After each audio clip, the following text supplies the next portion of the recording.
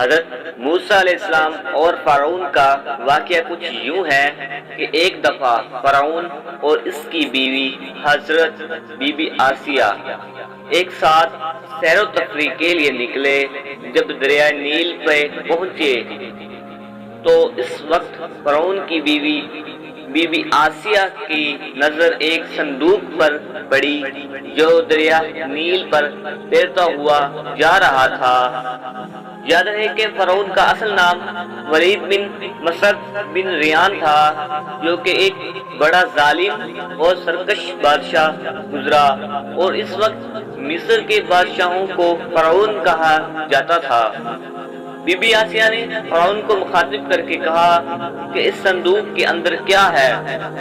یہ سن کر فرعون نے اپنے وزیر کو فرعون صندوق کے نکالنے کا حکم دیا، جس پر فرعون کے وزیر نے حکم کی تکمیل کرتے ہوئے اس صندوق کو باہر نکالا۔ جب اس صندوق کو کھولا گیا تو اس میں ایک حسین جمیل بچہ نظر آیا۔ یہ دیکھ کر فرعون کو فوراً اپنا خواب یاد آیا جو اس نے اپنی سلطنت میں دیکھا کہ کوئی بچہ پیدا ہوگا جو بڑا ہو کر میری بادشاہی ختم کر دے گا۔ اس پر فرعون نے فوراً قتل کرنے کا کہا، جس پر بی بی آسیہ نے منع فرمایا کر کہنے لگی کہ ہمارے ہاں کوئی بچہ نہیں ہے، بس اس کی ہم پرورش کریں گے۔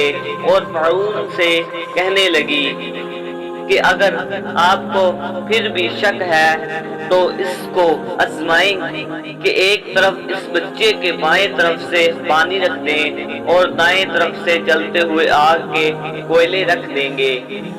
اگر یہ بچہ بڑا ہو کر آپ کی سلطنت کو نقصان پہنچائے گا تو ضرور یہ ہوشیار ہوگا، جس پر ضرور یہ اپنے ہاتھ کو پانی کی طرف موڑ دے گا، اگر نہیں تو یہ اپنے ہاتھ کو آگ کی طرف کر دے گا۔